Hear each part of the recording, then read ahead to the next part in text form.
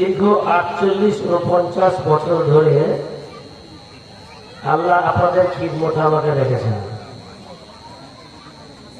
আল্লাহর লক্ষ শুকরিয়া, আলহামদুলিল্লাহ। আজকে একটি বিষয় বস্তু নিয়ে আলোচনা করব, মোহাব্বতে রাসূল আর মোহাব্বতে খোদাবন্দি তাআলা।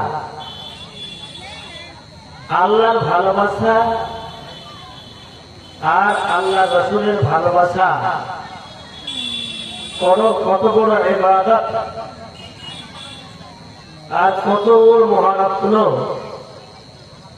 যে যার ভিতরে আল্লাহর মহাব্বত রাসূলের ভালোবাসা প্রেম প্রীতি নাই, সে আলেমই হোক, হাজি হোক, সমাজের নেতা মাথায় হোক, আর কেউ হোক, ও ইবাদত করে ইন্টারেস্ট পাবে না। দান করেও ও ইন্টারেস্ট পাবে না, নামাজ পড়েও ভালো লাগবে না, হজ করে মনের স্বাদ মিটবে না।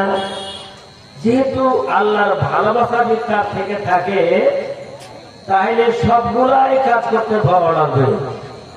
আর যদি আল্লাহর ভালোবাসা, রাসূলের প্রেম প্রীতি মায়া মহাব্বত যদি তার অন্তরের মধ্যে হৃদয়ের কোণে না থাকে, তাহলে তার ইবাদত ওকে একদম ফিকে ফিকে লাগবে, ভালো লাগবে না।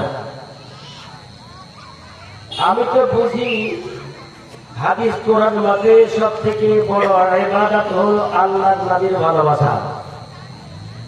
আল্লাহর নবীর ভালোবাসা যদি আমার অন্তরে না থেকে থাকে, আমি যতই বড় বড় পাহাড়ের বক্তব্য দিয়ে দিই এবং আকাশ ভাঙা কথা বলে দিই, তবু আমার কথায় আমার কাছেই সীমাবদ্ধ থাকবে, মানুষের অন্তরে তার কোনদিন জায়গায় পাবে না।